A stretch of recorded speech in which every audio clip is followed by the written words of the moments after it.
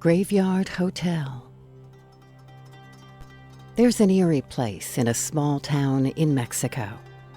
They call it the Graveyard Hotel because it may be the only hotel that's underground. The few people that hear about it, though, are those that are in dire need of help. The consequences for not following the rules are too severe for most. The first rule was always to give the spider a coin. It had a human skull to feed the coin through. You have to remember to give it a coin every day.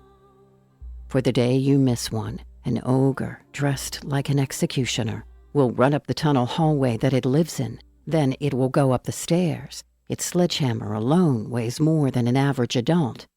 It will reach a secret entrance to the room and, in a very brutal tactic, crush the human body until every square inch of the beds are soaked in blood.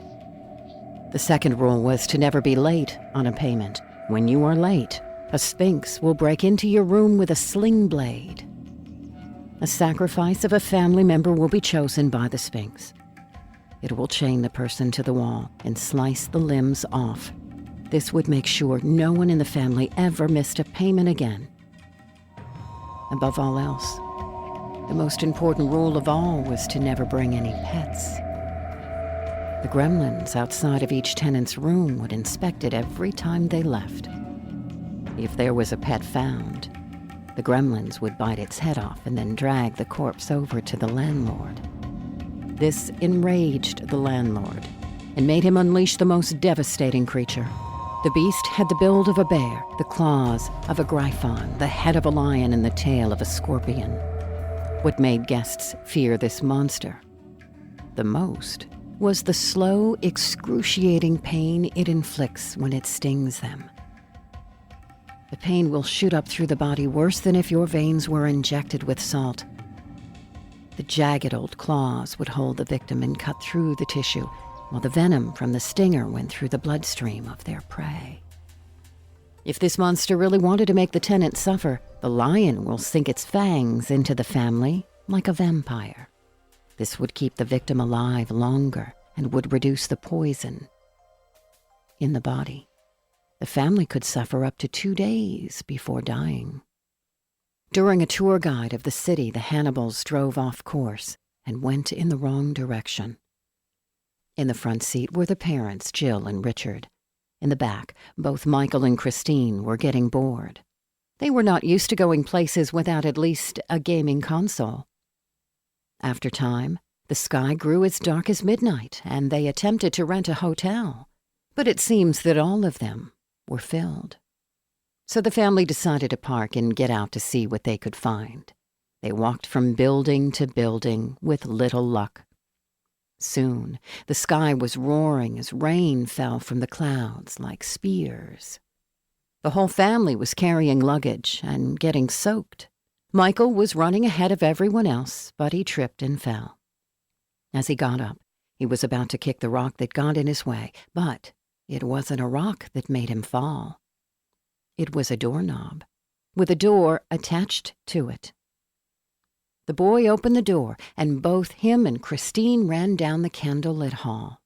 The parents tried to stop them, but they were already far ahead, so they had no choice but to follow. When they reached the bottom, there was a small stand in the center. An old dangling man was standing in the middle, and there was a door on each side of the man. His voice was deep as he spoke. 60 pesos a night, no electricity and no water. If you want the sheets cleaned, you'll have to wash them yourself. Richard thought he was getting a pretty fair deal and wanted to pay the man, but he had no money. So instead, he started to write out a check. The landlord looked up at this man with his only good eye. The other one was blind. He spoke once more. Take the door on the right side for the stairs. On the left, the gremlins will lower the elevator for you, but they're not always reliable. He took in a deep breath before continuing on. There are 3 rules you must follow in order. But before he could finish, the father wrote out the check and handed it to him. That's all right. We'll leave the room in the same shape we found it in. Don't worry, we'll be gone in the morning.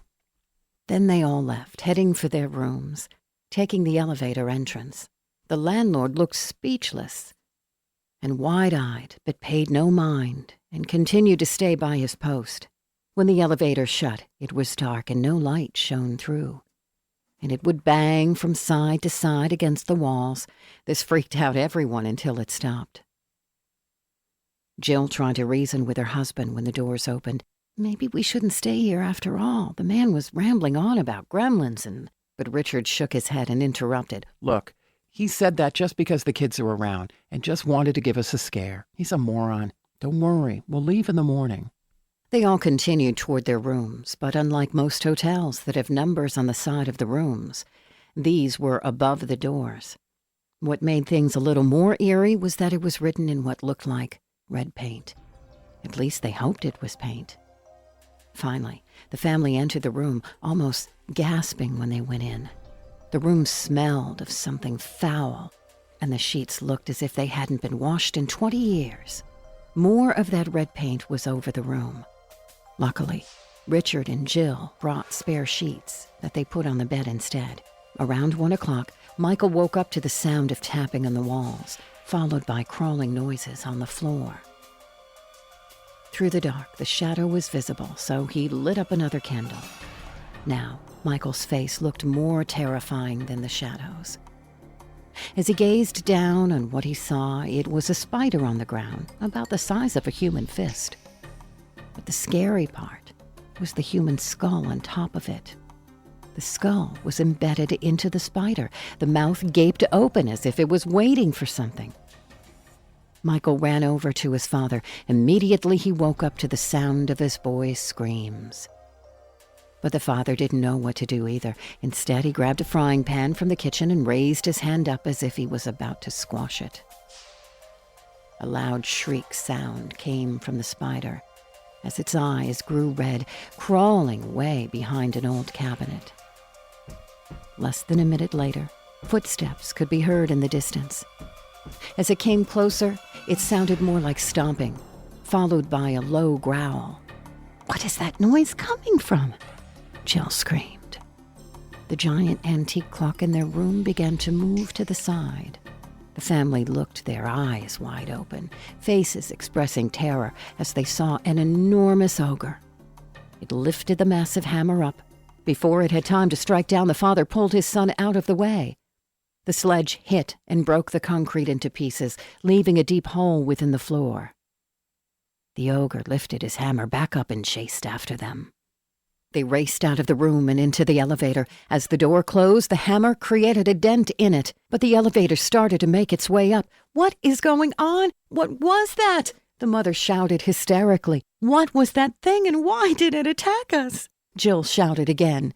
I don't know. Let's just get out of here, Richard yelled. The entire family was now banging on the doors, begging them to open soon. When the doors finally did open, a sphinx was waiting for them. It was waiting in the middle of the hall, right next to the landlord, and it was holding a sling blade. The landlord turned slowly and stared at the frightened family. "Your check is fraud." "What is he talking about, Dad?" demanded Christine. Listen, there's no time for that. There was this beast downstairs and he tried to... However, before Richard had a chance to finish, the landlord's harsh voice overpowered his own. "Your check is counterfeit. Now the Sphinx will choose a sacrifice. Go, Sphinx." The family stormed down to the other door, getting down the stairs. The Sphinx ran down after them, going down the stairs, while the ogre made his way up. They found themselves trapped. The creature with the blade decided who it wanted to kill. It raised the blade and swung full force. Ah! But it didn't end there.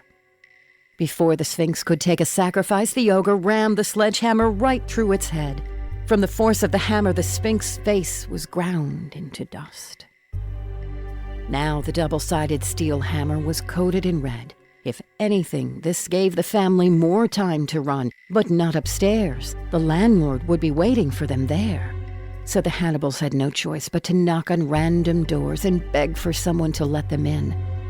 They didn't want to go back to their own room. The ogre would easily look there. They couldn't even break in because the halls were made of rock and the doors were reinforced titanium. Maybe it was because of guilt. But whatever the reason was, someone opened up their room. They rushed inside, and the tenants locked and bolted their doors. Everyone just stayed quiet. The shadows appeared underneath the door, followed by a low growl. There were rattling sounds, and it came from the door, but how did it know that they were in the room? They panicked, because no matter how enforced the door was, the ogre was tearing it down. He would be in soon. A loud blast was heard, and the door flew right off its hinges. A cat ran right under the bed, but it was too late. The gremlins nearby already saw. They ran off as the ogre made his way inside. It cornered everyone in the room. Some of them tried to fight back, but got shoved against the wall. A dark shadow crawled up the ogre. As he turned, a giant stinger pierced right through its chest. The hammer fell and shattered the floor. The ogre froze. It did not scare easily, but it learned a heightened sense of fear it never had before. Even with its chest torn open by the stinger, the ogre focused in on the lion head. The lion's mouth gaped open and seemed to stretch. Its jaws dislocated to get wider.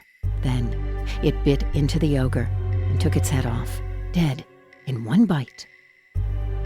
Slowly, it looked at the ones scampering away. It ran after them but could not follow up. It was forbidden by its master to leave the place. As they ran out, they were greeted by the landlord. His hands clenched as he looked up and said, "You killed my guardians. Leave at once. It matters not, for I have guardians from the outside world too." As soon as he spoke these words, everyone left. Years passed, and the family never spoke of this incident again, not even to scare other friends and family when it got dark.